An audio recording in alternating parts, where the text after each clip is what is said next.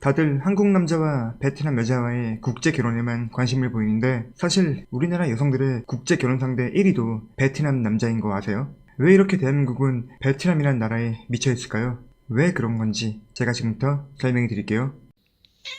안녕하세요, 공달입니다. 오늘은 국제 결혼에 대한 얘기를 해볼 거예요. 참 예전부터 할까 말까 많이 고민하던 주제였는데 그만큼 다루기 어려운 주제이기도 했어요. 국제 결혼이라는 게 어떤 사람들에겐 정말 좋은 대안이 될 수도 있는 건데 지금은 그냥 자국 이성을 혐오하는 사람들이 정답은 국제 결혼이다 이러면서 그냥 하나의 재밌는 인터넷 밈으로 사용하는 것 같아요. 전 참 이게 문제가 많다고 보고 있습니다. 일단 오늘 영상의 주제는 국제 결혼이지만 영국, 일본, 벨기에 이런 나라 사람들과의 국제 결혼 얘기를 하고 싶은 건 아니에요. 왜냐면 이런 국제 결혼은 보편적인 사람들이 받아들이는 그런 국제 결혼과는 좀 거리가 있으니까요. 이런 사람들은 정말 누가 봐도 괜찮고 여유가 있는 사람들이 세계 각지를 돌아다니다 만나서 연애 결혼을 하는 경우가 대부분이란 말이에요. 이런 결혼은 중개업체에서도 수수료를 굉장히 높게 불러요. 그만큼 진입 장벽이 높고 연애 결혼인 만큼 큰 부작용이 없어. 제 주변만 해도 미국이나 유럽에서 공부하다 외국인들 만나서 결혼한 변호사, 박사님들이 꽤 많이 있으니까요. 근데 문제는 나쁘게 말하면 매매혼이라고 부르기도 하는 중개업체를 낀 국제결혼에서 나오는 여러가지 부작용들이고 오늘은 그에 대해서만 얘기해 볼 거예요. 일단 여러분들이 아셔야 될 게 국제결혼이라는 게 정말 생각만큼 간단한 게 아니거든요. 너무 어렵고 너무 신경 쓸 게 많아. 정말 공부하고 배려해야 될 것들 투성이에요.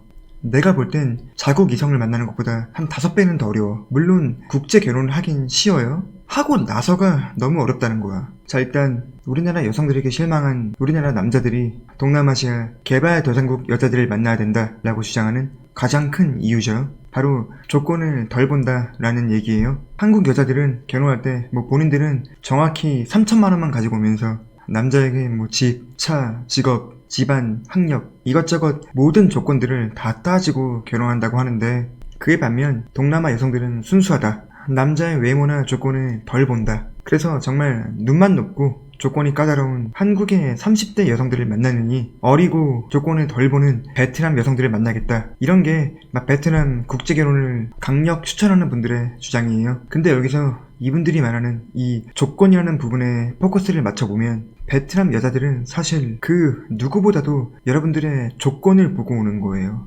자, 일단 많은 남자들이 오해하고 있는 것 중 하나가 동남아 여성들은 여성성이 강하다, 남편에게 순종하고 가정에 충실하다 라고 생각하는 건데 이건 반은 맞고 반은 틀린 말이에요. 무슨 말이냐면 동남아 여성들은 사실 가장의 역할을 맡는 경우가 많아요. 왜냐면 동남아 남자들은 한국 남자만큼 책임감이 없어. 성실하지가 못해. 책임감 있게 일을 안 한단 말이야. 내가 또 말하는데 한국 남자들은 정말 대단한 거예요. 진짜 훌륭해. 이 커뮤니티에서 병신들이 그 평균값을 다 깎아먹어서 그렇지. 아무튼 이 동남아 남자들은 막 그 특유의 성격이 여유롭고 느릿느릿하고 그런 게 있어서 여자들이 오히려 막 생계를 책임지고 대가족을 혼자서 떠맡는 경우가 많거든요. 그래서 이 동네들은 그 할머니의 힘이 되게 세. 할머니들이 대장이야. 그러니까 간단하게 이렇게 한번 설명해 볼게요. 가족을 위해서 한 번도 가본 적이 없던 나라, 그런 나라에 아무것도 모르는 늙은 남자에게 시집을 갈 정도로 강단 있고 책임감 있는 게 바로 이 동남아 여성들이에요. 옛날에 우리나라가 가부장적 제도가 강할 때 그때 우리나라 막 아빠들, 남자들은 어디 외국에 나가서 막 탄광일하고 막 그랬잖아요. 그거랑 똑같은 거라니까요. 진짜 가족을 위해서 생판 모르는 나라에 가서 자기의 인생을 바치는 것 웬만한 남자도 못합니다. 그러니까 막 20살 많은 남자와의 결혼 생활도 참는 거야. 왜? 가족을 위해서. 내 가족을 위해서 국적을 취득하고 돈을 송금해 줘야 되니까. 자, 그럼 이 국적 취득에 대해서 얘기해 볼게요. 국적 취득이라는 게 바로 한국 남자들이 가진 엄청난 조건이에요. 이게 진짜 엄청난 거라고요. 자, 베트남 국민들의 총 소득은 3,560달러예요. 이걸 월급으로 바꿔보면 297달러. 원화로 환산하면 38만원 정도가 돼요. 그러니까 베트남 서민들의 평균 월급은 38만원 정도 되겠다. 이렇게 간단한 계산이 나오죠.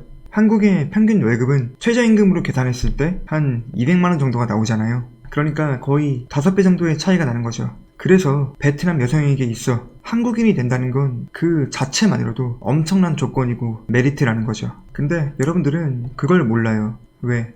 한국 국적이라고 하는 조건은 여러분들이 그 여자에게 주는 게 아니라, 그러니까 직접 주는 게 아니라 우리나라 대한민국이라는 국가에서 베트남 여성에게 부여하는 거니까요. 그러니까 이게 한국 남자들은 내가 늙었고 마땅히 전문 지식이 있는 것도 아니고 큰 재산을 가진 것도 아닌데 그럼에도 불구하고 나를 좋아해주고 내가 좋다고 시집 온다고 하는 어린 베트남 여자들을 보면 아, 우리나라 여자들은 그렇게 남자의 재산 조건을 따지는데 외국 여자는 안 그렇구나, 이런 게 정말 사랑이구나, 충분히 이런 착각을 할 수도 있는 거죠. 근데 아니에요. 그러니까 이런 생각을 한다는 것부터가 엄청 이기적인 생각이에요. 사람이 얼마나 메타인지가 안 되고 자기밖에 몰라야지 이런 1차원적인 생각을 할 수 있는지 정말 답답합니다. 여러분들은 이 베트남 여성에게 있어서 한국 국적을 취득하게 해줄 수 있는 일종의 매개체고, 그게 베트남 여성들에겐 엄청난 조건이란 소리예요. 거기다 추가로 결혼 계약서엔 신랑 아무개는 매 월마다 베트남에 있는 신부의 가족들에게 얼마씩 보내주겠다, 이런 서명까지 하는 게 디퍼트 값이니까 이런 것들이 한국 남자 입장에선 정말 별거 아닌 것들이지만 베트남 여성들에겐 인생의 구원 같은 엄청난 조건이라는 거죠. 참 아이러니해요. 우리나라 사람들은 진짜 행복한 줄 알아야 됩니다. 자국민들은 해조선 그러는데 그 해조선에 오고 싶어하는 사람들이 너무 많아. 의료보험, 의료시설 세계 최고 수준이지, 도로 잘 깔려있지, 사람들 근면 성실하지. 아휴, 아무튼 여러분들 절대 여러분들의 조건을 보지 않는 게 아니라고 말씀드렸고요.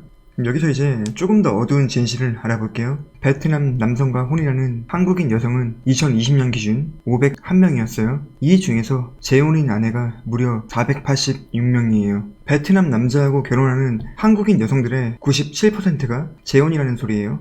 뭔가 좀 이상하지 않나요? 자, 그럼 올해는 어땠을까요? 법무부 출입국 외국인 정책본부에서 발표한 결과예요. 2023년 2월 결혼 이민자는 13,905명이었고 이 중에서 6,329명이 베트남 사람들이었어요. 전체의 절반을 차지했죠. 성별로 보면 베트남 이민자는 여성 5,624명, 남성 768명이었고요. 당연히 여성들이 대부분이지만 남성 역시 다른 국가와 비교해 봤을 때 엄청 높은 수치예요. 같은 기간에 국제 결혼한 미국 남성은 359명, 중국 남자는 351명, 일본 남성은 127명이었으니까요. 뭔가 이상하잖아. 왜 이런 결과가 나왔을까요? 베트남 남자랑 결혼한 한국 여자의 대부분이 한국 국적을 취득한 베트남 여성들이었기 때문이에요. 무슨 말인지 아시겠어요? 한국 남자랑 결혼한 베트남 여자가 한국 국적을 취득한 다음에 이 한국 남자랑은 이혼하고 자기네 나라 남자를 한국으로 불러서 재혼하는 경우가 굉장히 많다는 거예요. 그렇게 해서 둘 다 한국 국적을 취득하고 나면 새 출발을 하는 거죠. 20살 많은 한국 남자랑 결혼한 후에 꾹 참고 살면서 국적을 취득하면 본인 나이 또래의 자국 남자하고 다시 결혼해서 그 남자에게도 똑같이 한국 국적을 취득시켜주는 거예요. 그렇게 두 베트남 남녀는 한국에서 오래오래 행복하게 잘 살았다고 합니다. 이런 게 진짜 찐사랑 해피엔딩이지 않겠어요? 자, 그리고 그렇게 결혼을 했어요. 다행히도 베트남 여자는 단순한 한국 국적 취득 목적이 아닌 여성이었고 결혼 후에 금술도 너무 좋아서 애도 낳았어요. 안 도망갔다는 전제하에 말하는 거예요. 애가 크기 시작하면 거기서부터 또 큰 걱정이 막 생길 거예요. 다문화 가정의 아이가 생활하기엔 우리나라는 아직까지도 불편한 점이 너무 많습니다. 여러분들도 알잖아요. 한국인들 특유의 그 비교 문화. 자국민들끼리도 서로 엄청 비교해가면서 계책 나누는 게 지금 우리나라인데 아이가 한국말을 어려워하고 누가 봐도 동남아인 같은 생김새를 가지고 있어. 그러면 과연 사람들이 온전하게 차별 없이 대해줄까요? 우리나라 사람들 차별 심해요. 나와 다른 인종이라고 해서 안 그럴 것 같아요. 솔직히 여러분들도 그러잖아요. 외국인들 대할 때 미국이나 유럽인들 대할 때랑 동남아인, 흑인, 후진국 사람들을 대할 때 정말 아무 편견 없이 똑같이 대할 수 있나요? 아니라고요?